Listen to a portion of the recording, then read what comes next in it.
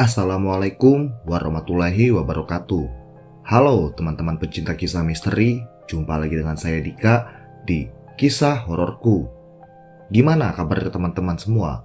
Baik yang ada di Indonesia maupun yang ada di luar negeri pada saat ini. Semoga kita semua selalu sehat, diberkahi rahmat serta dilimpahkan rezeki oleh Allah Subhanahu wa taala. Amin. Pada episode kali ini kembali aku mendapatkan kisah dari Mas Wawan, di mana Mas Wawan menceritakan pengalamannya saat ia pertama kali mendaki gunung di Jawa Tengah, yaitu Gunung Slamet, Pia Bambangan. Mungkin teman-teman masih ingat dengan Mas Wawan yang dulu pernah cerita di channel ini. Ia pun kini telah menepati janjinya. Dan kalau kita membahas Gunung Slamet, pastilah teman-teman sudah tahu bagaimana kisah-kisah misteri yang terjadi di sana. Apalagi ini jalur Pia Bambangan, di mana jalur itu memiliki sebuah pos yang bisa dibilang memiliki keangkeran yang sangat luar biasa, yaitu Pos Samarantu. Bagi teman-teman yang masih asing dengan nama pos tersebut bisa diartikan samar-samar melihat hantu. Nah, bagaimana kisah seruannya? Simak terus kisah ini sampai habis. Akan tetapi, sebelum kita mulai kisah ini, ada baiknya kalau kita berdoa agar apa yang dialami oleh Mas Wawan tidak terjadi kepada kita semua.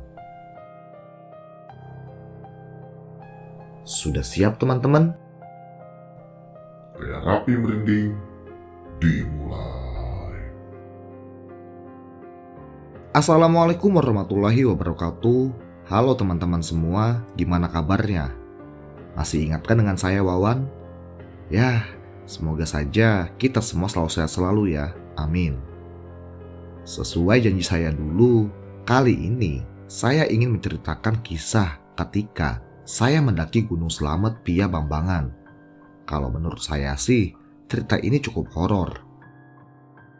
Pendakian ini adalah pendakian perdana saya, dan ini terjadi di tahun 2016 yang lalu. Saat itu, saya memutuskan untuk melanjutkan kuliah di Yogyakarta. Karena saya baru di sini, pastilah saya belum memiliki kenalan siapa-siapa, kecuali anak ibu kos saya, sebut saja namanya adalah Yoga. Dan memang kebetulan, Yoga ini satu kampus juga dengan saya, jadi kami lebih akrab pada saat itu. Pada suatu malam, Yoga mengajak saya untuk keluar malam mingguan. Ya, Yoga ngajak nongkrong di salah satu kafe.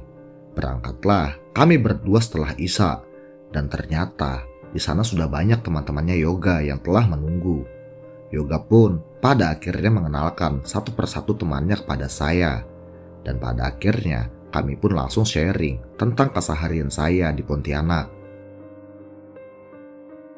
Dalam obrolan kami, tiba-tiba saja teman Yoga yang berasal dari kota Solo, sebut saja namanya adalah Farhan, nyeletuk. Ajakin aja nih si Wawan daki gunung yuk. Dan hal itu sontak membuat teman-teman yang lain menyahut. Iya, kita ajakin aja dia ke gunung, kita buat dia kecanduan. Aku yang mendengarnya pun langsung menjawab, boleh aja sih mas, tapi saya belum pernah daki gunung sebelumnya. Ya, kalau bukit-bukit mah biasa di Kalimantan Barat, ujar saya pada saat itu. Namun, mereka semua langsung menyahut. Tenang Wan, kami udah sering kok daki gunung, kamu aman. Nanti kami ajarin deh caranya gimana, ya. Saya pun lantas mengiyakan, karena memang mereka udah sering daki gunung di Pulau Jawa. Lalu, Yoga pun langsung berkata, gimana ya kalau kita Gunung Slamet aja nih? Kayaknya asik tuh di sana. Lalu Firman pun menyahut, aturlah, kami mah ngikut.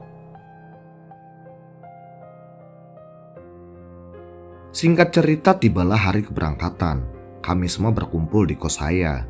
Kami mendaki 6 orang pada saat itu. Ada saya, Yoga, Farhan, Dika, Sinta, dan juga Vela. Kami pun berangkat dari Jogja ke Solo menggunakan kereta api, karena kami berencana menginap di rumah Farhan terlebih dahulu yang ada di Solo. Sesampainya kami di sana, kami langsung disambut oleh kedua orang tuanya Farhan. mereka menyambut kami dengan sangat meriah. Mereka langsung menyuruh kami masuk. Kami pun langsung ngobrol-ngobrol bersama Bapak Farhan dan beliau berpesan pada Farhan untuk menjaga kami semua pada saat itu. "Insya Allah Pak," jawab Farhan. "Ya udah, teman-temannya diajak makan dulu sana. Nanti kalau sudah makan baru istirahat ya," kata Bapak. Setelah acara makan malam selesai, pada akhirnya kami semua pun langsung merebahkan badan dan sambil memainkan handphone kami. Dan pada akhirnya semua teman-teman saya terlelap pada malam itu, namun tidak dengan saya. Karena merasa bosan, pada akhirnya saya memutuskan untuk keluar rumah untuk melihat pemandangan yang ada di sekitar. Wah, indah juga ya desa ini. Jadi ingat kampung halaman yang ada di Kalimantan, ujar saya dalam hati. Lagi asik melihat kanan kiri, tiba-tiba saja saya dikagetkan dengan sekelebatan bayangan putih dari arah kebun pisang. Untuk memastikan itu apa, saya pun pada akhirnya berjalan melangkah mendekati bayangan tersebut menggunakan senter HP. Baru saja selangkah saya berjalan, bayangan putih itu langsung menampakkan wujudnya sambil tertawa kecicikan pada malam itu. Dan ternyata itu adalah kuntilanak. Saya pun langsung ketakutan hebat dan seketika saja langsung terduduk lemas sambil tetap memandang ke arah sosok kuntilanak tersebut. Ingin teriak, rasanya mulut ini terkunci. Ingin lari, kaki udah gak bisa digerakin lagi. Satu-satunya jalan adalah pingsan. Tapi nyatanya pingsan tidak mau datang pada malam itu. Mau baca doa, dalam keadaan panik, otak ini berasa ngelek. Dan pada akhirnya saya pun hanya bisa pasrah. Tiba-tiba saja pundak sebelah kanan saya ada yang menepuk. Lalu sosok yang menepuk pundak saya itu pun berkata, "Ngapain kamu di sini malam-malam?" Dan ternyata itu adalah Farhan. Lega rasanya, ia pun langsung mengulurkan tangannya untuk membantu saya berdiri. Dan pada akhirnya kami pun langsung masuk ke dalam rumah. Di sana saya langsung menceritakan apa yang saya lihat tadi. Namun Farhan hanya tersenyum sambil bilang, "Gak apa-apa Wan, dia memang tinggalnya di situ kok, gak ganggu juga. Mungkin karena baru lihat kamu aja, jadi itu tanda perkenalan," ujar Farhan kepadaku. Mendengar hal itu, lantas saya pun langsung berkata, "Aduh, sial dah. Masa iya sih setan mau kenalan sama manusia?" Di pagi hari, saya pun terbangun karena mendengar suara ribut dari rumah tersebut. Dan ternyata suara itu berasal dari teman-teman saya yang sudah terlebih dahulu bangun. Saat saya melihat ke arah jam, ternyata sudah jam 7 pagi. Yoga yang melihat saya baru terbangun langsung menyapa, "Wan, mandi gi sana, bentar lagi kita berangkat nih." "Iya Yok, sabar, ini juga lagi ngumpulin nyawa." Singkat cerita, sekitar jam 9 pagi, kami pun langsung berangkat menuju ke arah base camp yang terletak di Kabupaten Purbalingga. Sesampainya di sana, kami langsung registrasi dan juga memutuskan akan mulai mendaki setelah zuhur. Setelah mengecek semua persiapan, kami langsung berdoa pada siang itu. Dan pada akhirnya, sekitar jam 12:30, kami pun langsung mulai mendaki. Tak lupa pada saat itu kami mengabadikan awal perjalanan kami di Gunung Slamet ini. Pendakian ini dipimpin oleh Farhan, Yoga, Vela, Dika, Sinta, dan juga saya di paling belakang. Di perjalanan pun kami ngobrol dan tak terasa pada akhirnya tibalah kami di pos 1. Di sana kami menyempatkan diri untuk istirahat sejenak untuk mengumpulkan napas. Lalu saya pun berkata pada mereka semua, "Jangan lama-lama ya, kalau bisa kita ngecampnya di pos 5 aja, biar dekat sama puncak nih." Setelah beberapa menit istirahat, kami pun lanjut berjalan menuju ke pos selanjutnya. Sampailah kami di pos 2 pada saat itu. Kami pun beristirahat untuk menunaikan sholat asar di sana. Setelah sholat asar, kami pun lanjut berjalan. Namun, baru ingin berjalan, tiba-tiba saja hujan turun. Ya udah, mau tidak mau, kami semua harus menunggu hujan reda pada saat itu. Kami pun lanjut untuk beristirahat di sana. Yoga pun langsung meminta kepada Vela serta Sinta untuk membuatkan kami kopi. Mereka pun lantas tersenyum sambil mengiyakan. Pada saat kami sedang asik minum kopi, tiba-tiba saja ada bapak-bapak parubaya turun menggunakan tongkat. Saya yang melihat hal itu langsung menyapa. "Pak, berhenti dulu, masih hujan ini." Beliau pun langsung menepi menuju ke arah kami. Namun, ada hal aneh. Bapak-bapak itu terlihat sama sekali tidak kebasahan. Lantas, saya pun langsung bertanya, "Di atas gak hujan ya Pak? Kok Bapak gak basah bajunya?" Beliau pun hanya menjawab dengan senyumannya. Saya pun hanya berpikir positif. Kemungkinan hujannya hanya sepenggal, di sini dan di atas enggak. Lalu, sekitar 30 menit, hujan pun pada akhirnya reda. Di sini, saya pun langsung berpamitan kepada beliau. "Maaf ya Pak, kami mau lanjut lagi nih jalan ke atas. Ini ada kue buat bekal Bapak turun ke bawah." Namun, keanehan kembali terjadi. Bapak ini tiba-tiba bersuara, padahal sedari tadi ia hanya tersenyum apabila kami bertanya. "Gak usah Le, Bapak ada bawa makanan sendiri. Itu buat kalian aja di atas. Hati-hati ya Le nanti. Kalau kamu ada dengar apa-apa, abaikan aja. Kalian pasti ngecamp nanti di pos 3. Yoga yang mendengar hal itu pun lantas menjawab, "Makasih Pak, tapi kami mau ngecamp di pos 5 Pak, biar dekat ke arah puncak." Dan akhirnya setelah itu, kami semua pun langsung berselaman dan kembali melanjutkan perjalanan kami. Beberapa meter setelah meninggalkan pos 2, saya pun langsung menoleh ke arah belakang untuk melihat kembali keadaan si bapak. Namun, saya langsung kaget karena bapak tua tadi tiba-tiba saja menghilang. Hal itu pun langsung saya beritahu kepada teman-teman saya semua. Sontak saja mereka langsung menoleh ke belakang. Dan ternyata memang benar bapak itu telah menghilang dari pos 2. Memang benar pilingku kalau bapak itu bukan manusia, tegas si Dika. "Hah? Bukan manusia gimana? Toh tadi kita sungkem semua," kataku kepada Dika. "Gak Wan, ketika kami salaman tadi, tangan bapak itu dingin banget dan bau badannya seperti bau pandan," kata Vela. Sinta juga sama mengatakan hal yang dikatakan oleh Vela. Lalu, tiba-tiba saja Yoga memutus pembicaraan kami. Udah lanjut jalan." Perjalanan masih jauh, nanti aja dibahas kalau udah di bawah."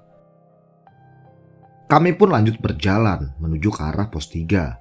Walaupun pada saat itu, pikiranku masih bertanya-tanya siapakah bapak itu. Apalagi, jalan menuju ke pos 3 ini sangatlah licin, menandakan kalau tadi hujan turun dengan derasnya. Namun, bapak itu masih nampak jelas di pikiranku kalau bajunya sama sekali tidak basah. Dan setibanya di pos 3, kami langsung singgah di sebuah warung untuk istirahat dan juga jajan gorengan sejenak.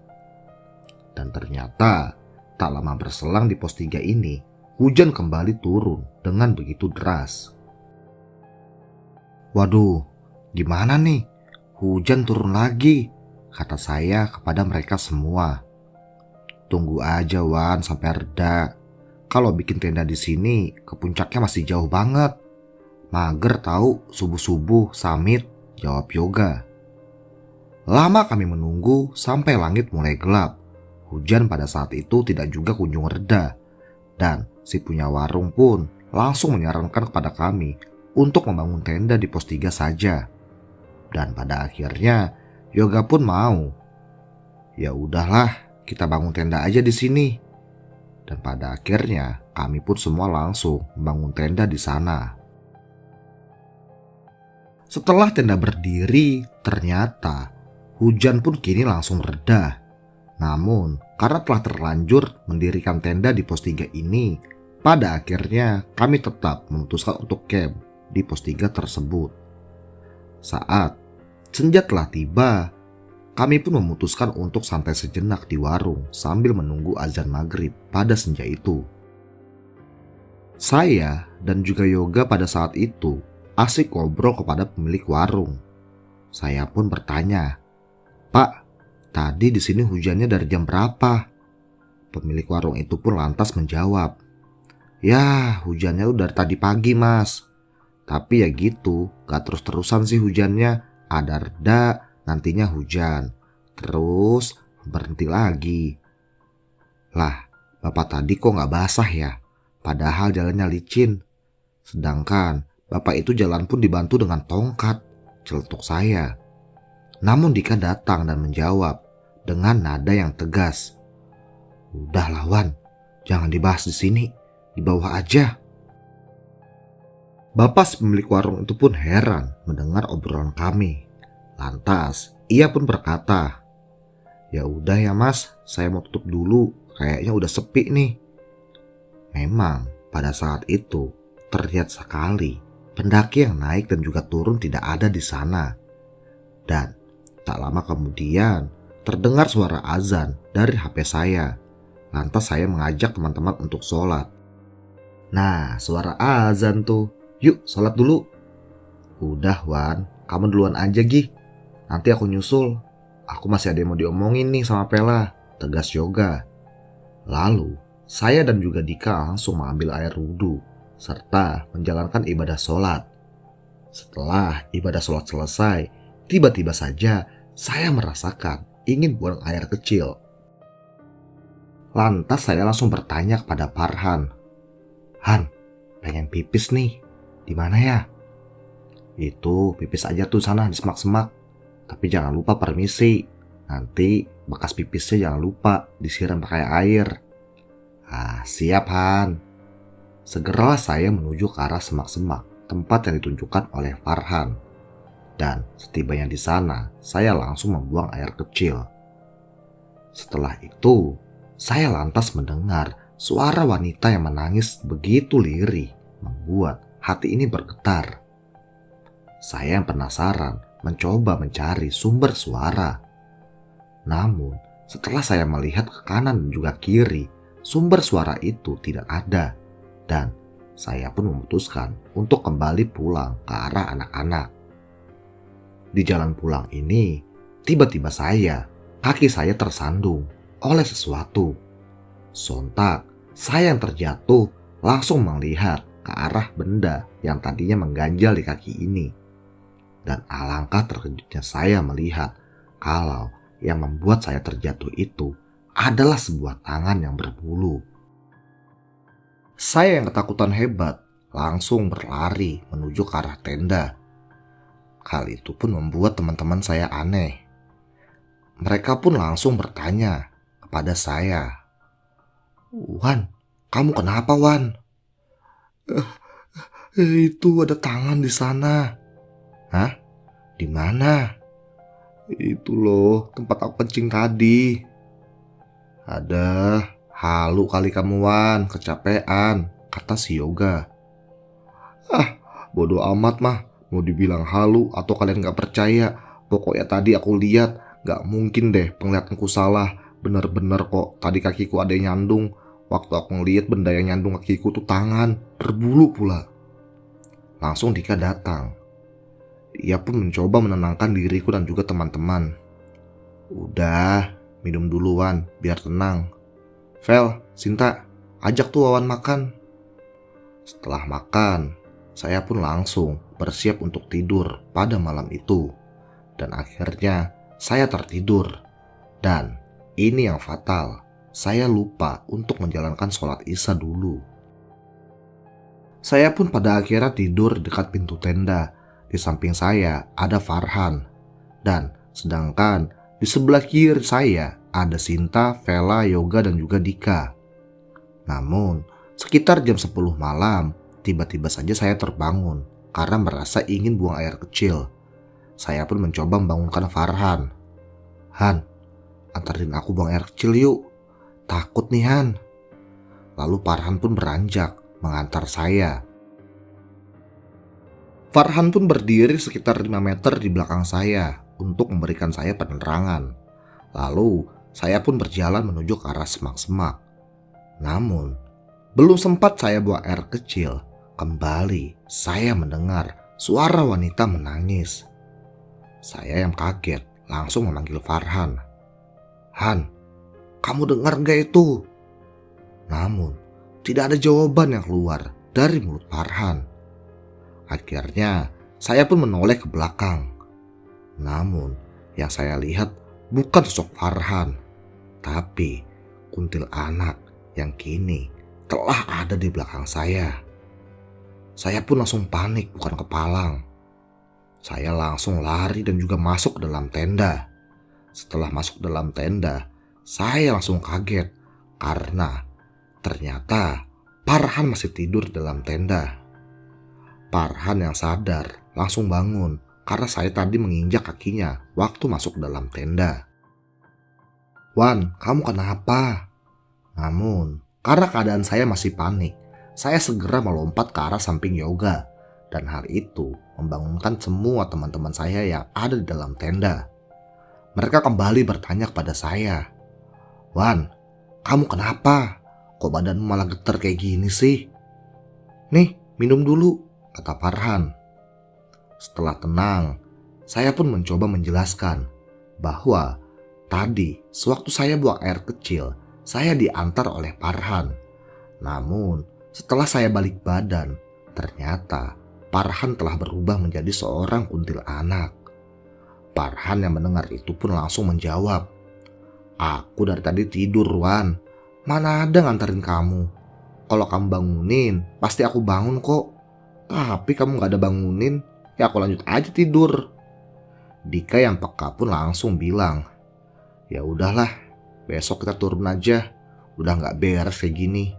Mau dilanjutin pun bahaya. Ya udah, sekarang mau pada tidur aja Gi.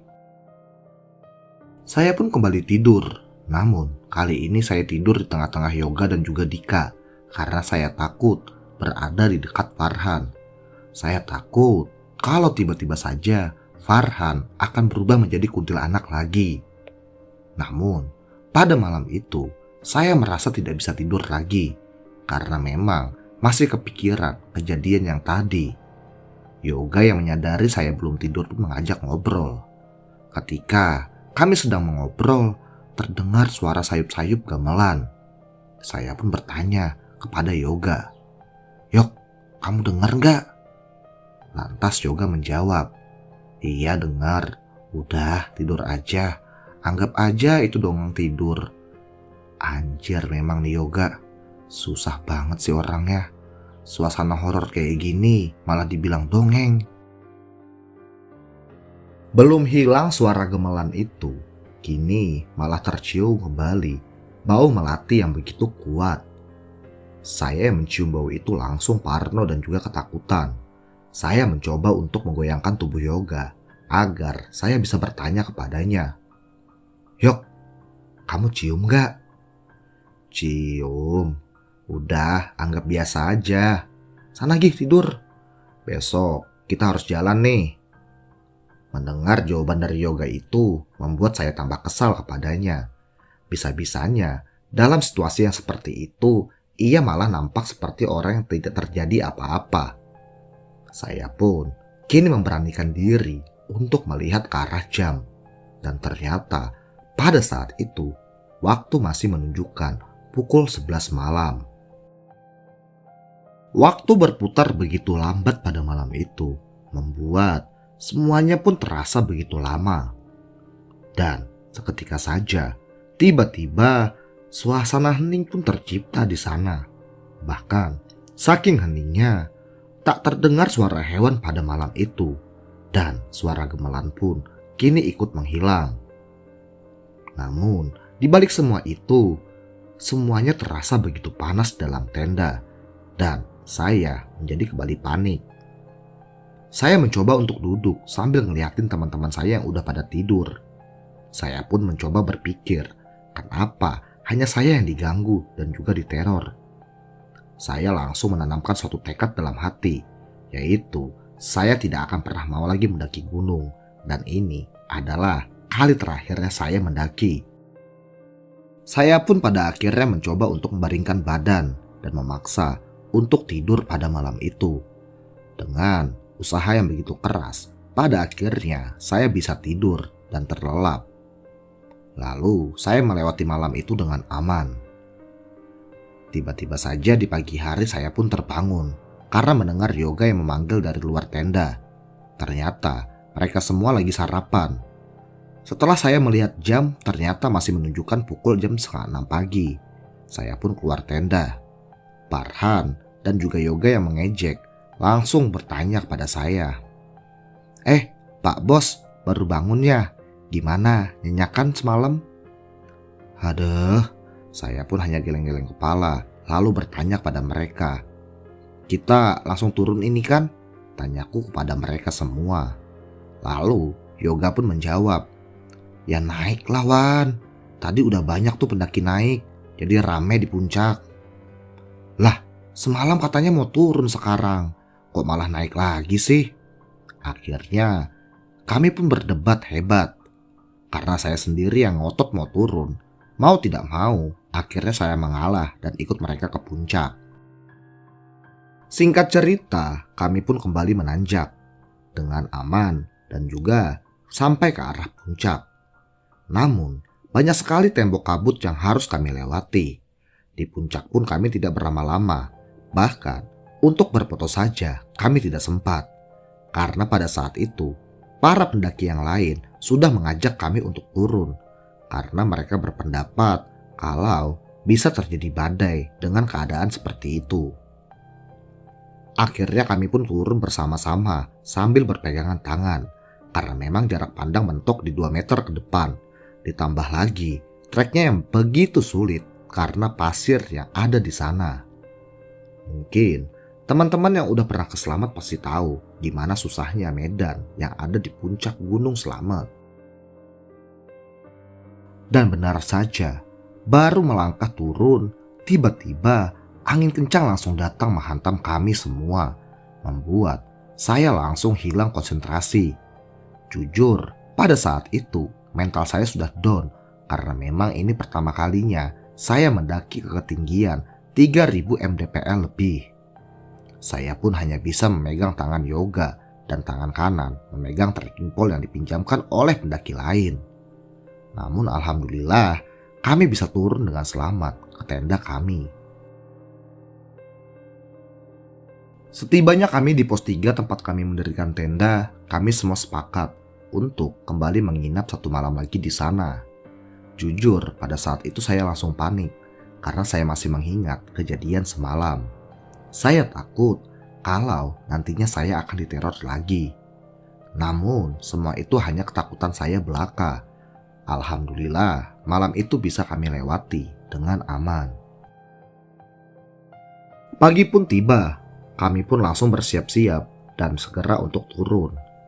Saat kami berjalan semuanya masih aman-aman saja dan tibalah kami di pos bayangan 2. Di sini kami beristirahat cukup lama dan ternyata keanehan kembali datang, di mana tiba-tiba saja Sinta yang awalnya periang kini menjadi pendiam.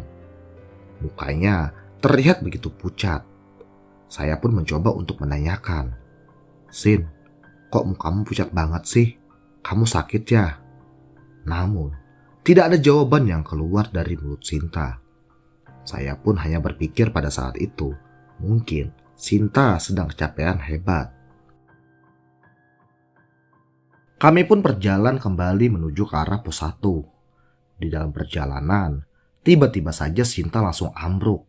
Hal itu pun membuat kami panik. Dalam kepanikan itu, Tiba-tiba saja Sinta menangis. Dan ternyata Sinta pada saat itu sedang kesurupan. Matanya langsung melotot ke arah saya. Karena kami semua nggak tahu cara ngeluarin makhluk yang merasuki Sinta, pada akhirnya kami pun mengajak ia berkomunikasi. Karena pada saat itu sosok itu hanya menggunakan bahasa Jawa, jadi saya tidak mengerti sama sekali. Setelah sosok yang masuk ke tubuh Sinta itu keluar, saya pun menanyakan kepada Farhan dan juga Yoga, siapakah yang telah merasuki Sinta. Farhan pun menjawab, ini sosok yang ikut sama kamu semalam waktu kamu kencing, Wan. Dia bilang dia suka sama kamu, cuma karena kamu ada yang jagain, dia nggak bisa masuk ke tubuh kamu. Saya pun lantas kaget mendengar omongan dari Farhan. Siapa yang jagain saya? Namun Dika langsung bilang, udah dibahas nanti di bawah aja, nggak baik bahas di sini. Ayo kita turun sekarang. Singkat cerita, pada akhirnya kami pun tiba di base camp dengan selamat. Pada saat itu, jujur, saya masih penasaran. Lantas saya pun kembali bertanya kepada Farhan. Farhan pun langsung menjawab semuanya dengan apa yang ia tahu dan ia alami semalam. Gini loh Wan, sebenarnya dari awal kamu naik itu, kamu itu udah diikutin sama sosok Kunti itu. Dia pengen banget masuk ke dalam badan kamu, cuma gak bisa-bisa karena ada sosok kakek yang ngejagain kamu. Dan kamu tahu gak siapa kakek itu? Saya pun lantas menjawab, emangnya siapa Han? Farhan pun langsung melanjutkan ceritanya. Itu kakek yang di pos 2. Aku tahu dari awal kalau dia itu bukan manusia, makanya aku diem aja. Dan ketika kita lanjut jalan meninggalkan kakek itu, sebenarnya beliau masih di situ dan beliau berjalan tepat di belakang kamu. Sengaja sih sebenarnya aku diam, karena jujur aku takut nanti malah buat kamu panik. Lagian aku ngerasa kalau beliau itu jin baik, mau jagain kamu di gunung ini. Nah, kamu ingat kan waktu kamu minta antarin kencing? Sebenarnya aku tuh belum tidur, tapi waktu aku melek mau bangun, aku udah lihat tuh Kunti ada di samping kamu. Terus kamu keluar bareng sama sosok itu. Setelah kamu keluar, aku coba ngintip tuh dan pastikan kamu aman.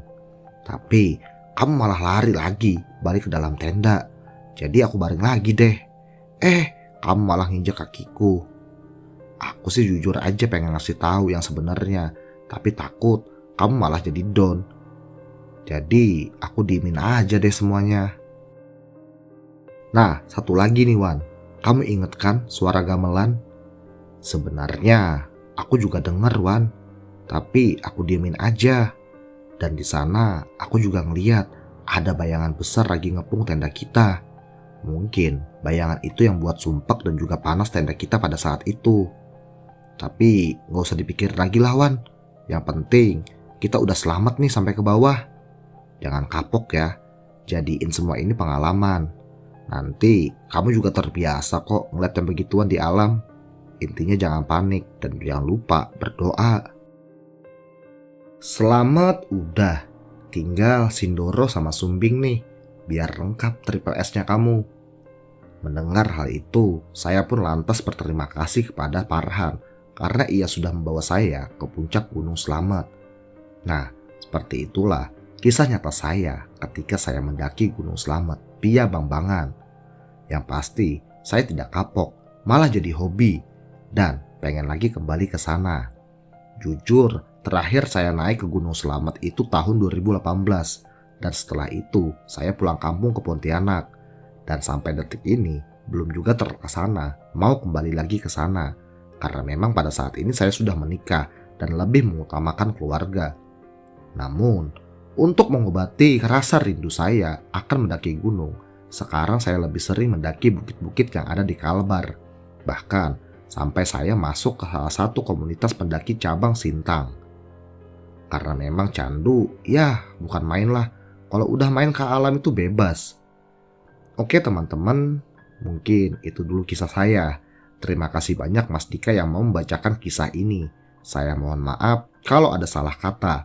Saya Setiawan dari Kalbar, pamit. Wassalam. Oke, makasih banyak buat Mas Setiawan yang udah membagikan kisahnya, di mana itu adalah pengalaman perdananya mendaki gunung ke Gunung Slamet. Hal itu membuat saya iri, karena jujur, saya belum pernah ke sana. Sebenarnya pada tahun 2020, saya ingin ke sana bersama Tama dan juga Bang Ube. Namun, karena pandemi, semua itu pun jadi gagal. Bagi teman-teman yang ingin membagikan kisahnya seperti Mas Setiawan bisa kirim via email yang ada di deskripsi ya. Dan terima kasih sekali buat teman-teman yang sudah menyimak kisah ini sampai akhir. Jangan lupa dukung terus channel ini dengan cara like, komen, serta subscribe. Saya Dika, pamit. Wassalam. Sampai jumpa di episode selanjutnya. Terapi merinding selesai.